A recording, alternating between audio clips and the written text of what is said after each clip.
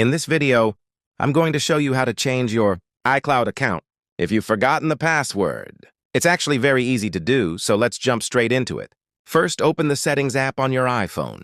Tap on your profile name at the top of the screen. Scroll down to the bottom and tap Sign Out. When prompted, choose Sign Out, but make sure you don't erase your data.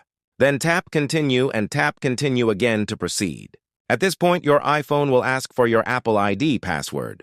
If you don't remember this password, don't worry, I'll show you how to fix that.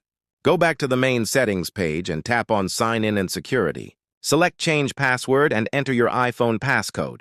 Since you're already signed into this Apple account, you can change the Apple ID password without needing the old one. Simply enter a new password and tap Continue to save the changes. Once the password has been updated, go back to Settings, scroll down, and tap Sign Out again. Follow the same steps as before, and this time enter the new password you just created. After signing out of the Apple ID, you can now sign in using a different iCloud account. And that's how you can change your iCloud account on your iPhone. If you've forgotten the password,